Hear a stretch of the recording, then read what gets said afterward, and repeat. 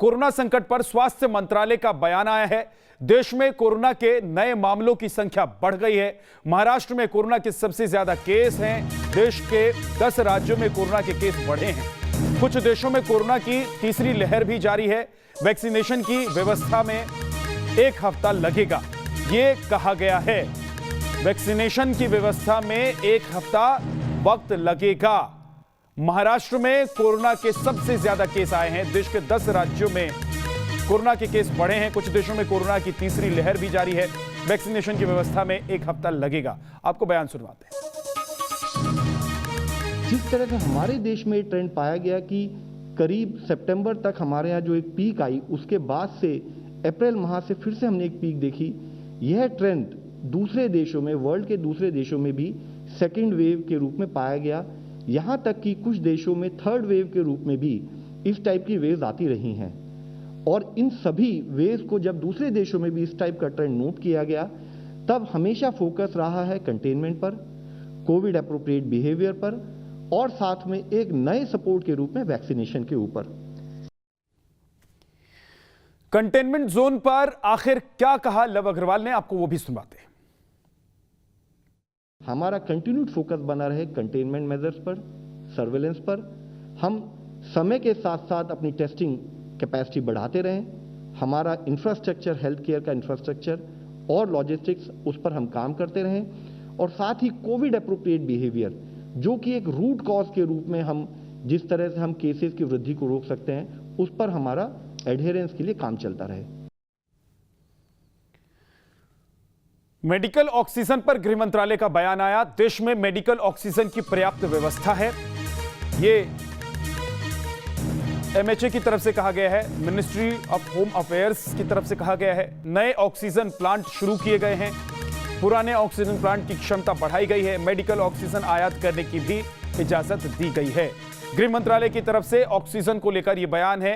यह ऐसे वक्त में बयान आया है जब देश भर में ऑक्सीजन की किल्लत को लेकर हो हंगामा हो रहा है, सवाल उठ रहे हैं। हॉस्पिटल्स में मरीज दम तोड़ रहे हैं ऑक्सीजन के बिना, और सरकार की तरफ से कोशिश हो रही है कि ऑक्सीजन की आपूर्ति पूरी हो सके।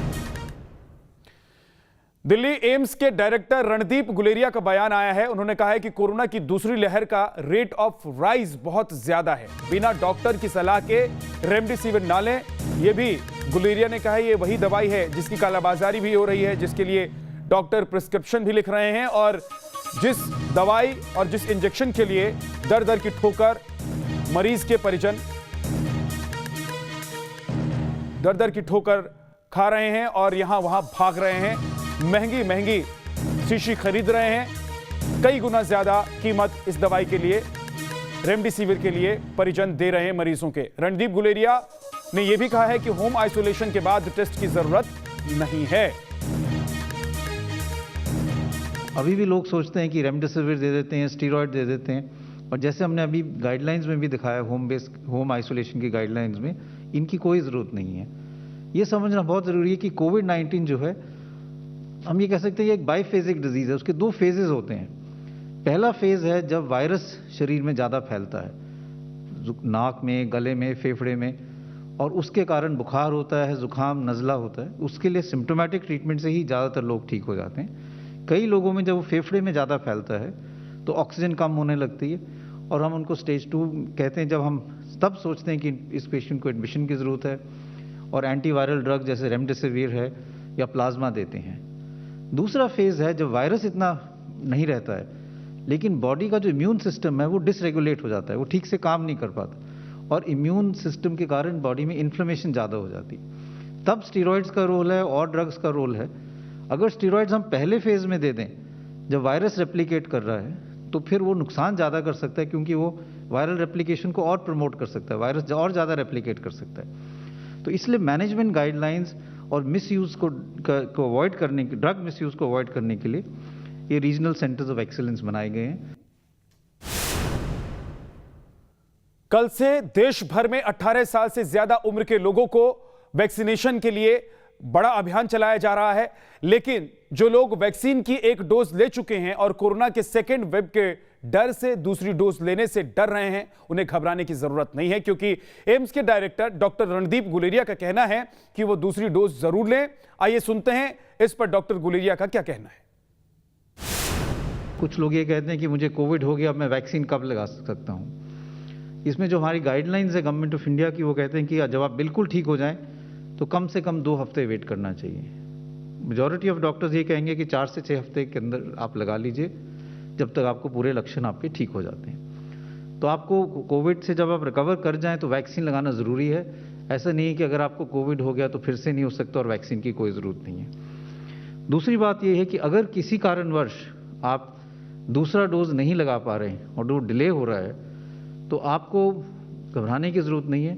अगर कुछ दिन कुछ हफ्ते आपका सेकेंड डोज डिले हो जाता है तो इसका ये मतलब नहीं कि वैक्सीन इनफेक्टिव है। वैक्सीन तब भी असरदार रहेगी और उससे इम्यूनिटी आपको तब भी मिलेगी। इसलिए दूसरा डोज लगाना ज़रूरी है। अगर कुछ दिन आगे पीछे डिले हो जाता है, कुछ हफ्ते आगे पीछे डिले हो जाता है, उससे कोई फ़र्क नहीं पड़ता। उससे लगाने के बाद भी आपका इम्यून सिस्टम जो है वो उसको बूस्टर इफेक्ट देगा और वैक्सीन की एफिकेसी रहेगी। तो इसलिए वैक्सीन ज़रूर लगाएं। कोरोना पर पीएम मोदी ने की हाई लेवल मीटिंग। कोरोना के मौजूदा हालात पर बैठक हुई, जिसमें चर्चा तमाम मुद्दों को लेकर हुई। ऑक्सीजन संकट और वैक्सीनेशन पर भी बात हुई। मंत्री परिषद के साथ पीएम मोदी की 3 घंटे तक की बैठक चली। वैक्सीनेशन, ऑक्सीजन, इन मुद्दों पर बातचीत हुई है। ये बड़ी बैठक थी, हाई लेवल मीटिंग थी। और वैक्सीनेशन का प्रोग्राम क्योंकि 1 मई से शुरू होना है, लेकिन उससे पहले कई राज्यों की तरफ से हाथ उठा दिए गए हैं, तो इस मीटिंग में, इस बैठक में इस मुद्दे पर भी बात हुई। दूसरी तरफ ऑक्सीजन के हालात जो देश भर में बने हुए हैं, उसको लेकर भी इस बैठक में प्रधानमंत्री नरेंद्र मोदी के साथ चर्चा हुई। 3 घंटे लंबी ये बैठक चली। 1 मई से 18 साल से ऊपर के लोगों के लिए जो वैक्सीनेशन का प्रोग्राम है, उस पर संकट मंडराने लगा है। कई राज्यों ने वैक्सीनेशन की किल्लत की बात कही है। दिल्ली, महाराष्ट्र, गुजरात, एमपी में पर्याप्त स्टॉक नहीं है। कर्नाटक, जम्मू कश्मीर में भी वैक्सीन का स्टॉक पूरा नहीं है। 6 तस्वीरें हम आपको दिखा रहे हैं। और वैक्सीनेशन को लेकर जिन राज्यों ने हाथ खड़े कर दिए हैं, 18 साल से ऊपर के लोगों को वैक्सीन लगाने की बात पर हाथ खड़े कर दिए गए हैं। आपको बता दें कि महाराष्ट्र ने पहले ही हाथ खड़े कर दिए थे। अब दूसरी तरफ मध्य प्रदेश की तरफ से भी कहा गया है कि वैक्सीन का स्टॉक इतना नहीं है कि आप इस महाअभियान को चला सके। दिल्ली ने कहा है कि अभी 1-2 दिन का वक्त लगेगा। अहमदाबाद की तरफ से, यानी कि गुजरात की तरफ से कह दिया गया है कि उनके पास भी वैक्सीन नहीं है कि वो इस अभियान को शुरू कर सके। बिहार में भी लंबी लंबी कतारें हैं। दोपहर बाद कहा गया कि फैसला लिया जाएगा। अब साथ ही जो उत्तर प्रदेश है, देश का सबसे बड़ा राज्य है, कल यहां पर वैक्सीनेशन का ये जो बड़ा मुहिम है, इसकी शुरुआत हो जाएगी। उत्तर प्रदेश ने कहा है कि वो वैक्सीन लगाने के लिए तैयार है। और यूपी की बड़ी खबर इस वक्त आपको बताते हैं। यूपी में 24 घंटे में कोरोना के 34,626 नए केस आए। यूपी में कोरोना से एक दिन में सबसे ज्यादा मौतें हुई हैं। यूपी में 24 घंटे में कोरोना से 332 मरीजों ने दम तोड़ दिया है। उत्तर प्रदेश में एक दिन में इतनी मौतें अभी तक नहीं हुई। यह सबसे ज्यादा मौत है सेकेंड वेव। यूपी में 24 घंटे के भीतर 332 लोगों की मौत हो गई है। कल यूपी के 7 जिलों में शुरू होगा कोविड वैक्सीनेशन का प्रोग्राम, जिसमें 18 साल से ज्यादा की उम्र के लोगों को वैक्सीन लगाई जाएगी। लखनऊ, वाराणसी, कानपुर में यह वैक्सीनेशन का प्रोग्राम शुरू किया जाएगा। इसके अलावा प्रयागराज, गोरखपुर, बरेली, मेरठ में भी वैक्सीन लगाई जाएगी। योगी सरकार ने मुफ्त वैक्सीनेशन का ऐलान किया है। उत्तर प्रदेश में कल से 18 साल के ऊपर के लोगों को वैक्सीन लगाना शुरू कर दिया जाएगा, जिसके लिए यूपी के अस्पतालों में तैयारियां पूरी हैं। कल से शुरू हो रहे वैक्सीनेशन के लिए वैक्सीन सेंटर्स पर बूथों की संख्या भी बढ़ा दी गई है। लखनऊ के सिविल हॉस्पिटल में वैक्सीनेशन की तैयारियों का जायजा लिया हमारे संवाददाता अविनाश सिंह ने। 1 मई से पूरे देश में अब तक का सबसे बड़ा अभियान शुरू होने जा रहा है। कल से 18 साल के ऊपर के लोगों को वैक्सीन की पहली डोज दी जाएगी। उत्तर प्रदेश में इसकी तैयारियां लगभग पूरी हो चुकी है और चूंकि ये तैयारियां पिछले काफ़ी समय से चल रही थी। सबसे खास बात यह है कि 18 साल से लेकर 44 साल के बीच के लोगों को जो डोज दी जाने वाली है वो पूरी तरीके से फ्री होगी। इस वक्त मैं लखनऊ के सिविल हॉस्पिटल में हूँ और यहाँ के vaccine incharge doctor NB Singh साहब हैं मेरे साथ। सर, क्या आप लोग भी तैयार हैं? कल चूंकि देखा जाए तो अब तक का सबसे बड़ा अभियान है ये वैक्सीन का। जी हाँ, ये अब तक का पूरी 18 से 45 साल में बहुत बड़ा पॉपुलेशन का बहुत बड़ा हिस्सा आता है, इसलिए हम लोग अपने यहाँ तैयार हैं। हम लोगों ने अपने यहाँ कल के लिए बूथों की संख्या भी डबल हम लोगों ने कर दिया हुआ है। डबल बूथ हो जाएंगे जिससे हम लोगों के यहाँ भीड़ ज़्यादा न होने पाए और आराम से लोगों को लग पाए। भीड़ होना बड़ा दिक्कत होगी इस समय क्योंकि कोरोना बढ़ा हुआ है, इसलिए हम लोग अपने यहाँ बूथों की संख्या पहले डबल कर दिया। पहले 2 थे, अब हम लोगों ने 4 कल के लिए तैयारी किया हो। कल से हम लोग 4 बूथ चलाएंगे वैक्सीनेशन के लिए। सर, आपने भी कहा कि कहीं ना कहीं एक लोगों की संख्या ज़्यादा होगी, चुनौती है, और सिर्फ यही नहीं, जो पूरे प्रदेश की बात करें तो सबसे बड़ा प्रदेश है आबादी के लिहाज से। तो इन चुनौतियों को ध्यान में रखते हुए क्या कुछ तैयारी की गई है? सोशल डिस्टेंसिंग के साथ साथ जो कोविड गाइडलाइन है उसको किस तरीके से आप लोग फॉलो करेंगे? हम लोगों ने भीड़ इकट्ठा ना हो इसके लिए पूरा मेजर बदलाव लाए हैं। अब हम लोगों ने कल से किया कि टोकन देंगे, हम लोग एक अलग जगह पे टोकन देंगे। अलग अलग बूथों का अलग अलग टोकन होगा, हर बूथ के अलग टोकन होगा, जिसे भीड़ टोकन ले अपने ही बूथ पे जाए। कोरोना के बढ़ते मामले पर योगी सरकार का बड़ा फैसला सामने आया है। नोएडा में 12 मई तक धारा 144 लागू कर दी गई है। आज रात 8 बजे से मंगलवार सुबह तक उत्तर प्रदेश के शहर में धारा 144 लागू की गई है। यूपी में कर्फ्यू लगेगा मंगलवार सुबह तक। आज रात 8 बजे से इसकी शुरुआत हो रही है।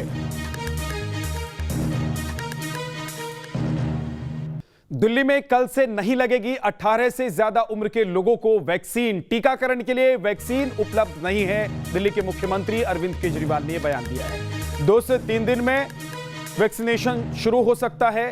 केजरीवाल अस्पताल के बाहर लाइन न लगाएं, ये भी कह रहे हैं। वो कह रहे हैं कि जैसे ही हमारे पास वैक्सीन आ जाएगी हम इसकी जानकारी आप तक पहुंचाएंगे, हम मीडिया को बताएंगे ताकि आप लोगों को पता चल सके कि वैक्सीन आज आ गई है। उसके बाद जाकर आप लाइन में खड़े होइएगा ताकि आपकी वैक्सीन आपको लग सके। उससे पहले क्यों उसकी जरूरत नहीं है। दिल्ली वालों की 1 मई से वैक्सीनेशन की उम्मीद, हल्का झटका लगने वाला है इसको। दिल्ली सरकार के स्वास्थ्य मंत्री सत्येंद्र जैन का कहना है कि उनके पास वैक्सीन का पर्याप्त स्टॉक नहीं है। हमारे संवाददाता अवनीश चौधरी की एक रिपोर्ट आपको दिखाते हैं। राजधानी दिल्ली में कोरोना का कहर जारी है और लगातार 8वें दिन 24 घंटे में लगभग 400 मौतें सरकारी रिकॉर्ड में हैं। हकीकत इससे कहीं ज़्यादा भयावह है और दिल्ली वालों को एक उम्मीद बंधी कि 1 मई से 18 साल से 44 साल के आयु वर्ग तक के लोगों का वैक्सीनेशन आरंभ हो जाएगा। हालांकि इसमें एक मामूली झटका लगा है। दिल्ली सरकार ने कह दिया है कि इस समय उनके पास वैक्सीनेशन के लिए पर्याप्त स्टॉक नहीं है, इसलिए 1 मई से वैक्सीनेशन आरंभ नहीं हो सकता। इस समय इस अस्पताल में, झिलमिल के अस्पताल में वैक्सीनेशन किया जा रहा है, लेकिन तैयारियां अब जो नज़र आएंगी वो आने वाले समय में वो 18 साल से 44 साल आयु वर्ग के लोगों का जो वैक्सीनेशन किया जाना है उसकी तैयारियां की जाएंगी। क्योंकि दिल्ली सरकार के जो स्वास्थ्य मंत्री सत्येंद्र जैन हैं उन्होंने ये साफ कर दिया कि दिल्ली के पास अभी पर्याप्त वैक्सीन नहीं है। विभिन्न कंपनियों को इसके ऑर्डर दिए गए हैं। जैसे ही वैक्सीनेशन का कोटा पर्याप्त होगा दिल्ली में वैक्सीनेशन आरंभ कर दिया जाएगा। साथ ही दिल्ली सरकार से उपराज्यपाल ने भी रिपोर्ट तलब की है, मुख्य सचिव से रिपोर्ट तलब की है कि जब वैक्सीन आएगी तब हम जरूर वैक्सीनेशन शुरू करेंगे, लेकिन उससे पहले हमारी जो तैयारियां हैं उसको लेकर पूरी रिपोर्ट मांगी गई है कि आखिर दिल्ली सरकार किस लेवल पर दिल्ली वालों को वैक्सीनेशन की तैयारी देने जा रही है। वीडियो जर्नलिस्ट राकेश रावत के साथ अवनीश चौधरी, न्यूज नेशन दिल्ली। और इधर कोरोना से लड़ने के लिए दुनिया भर से भारत को मदद मिल रही है। अमेरिका से एक स्पेशल विमान वेंटिलेटर, दवाइयां और मेडिकल के कई उपकरण लेकर दिल्ली के इंदिरा गांधी एयरपोर्ट पर पहुंच चुका है। आप तस्वीरों में देख सकते हैं अमेरिका का यह विमान मदद के लिए भारत पहुंच चुका है, जिसमें कोविड-19 से लड़ने के लिए सारी व्यवस्था भेजी गई है।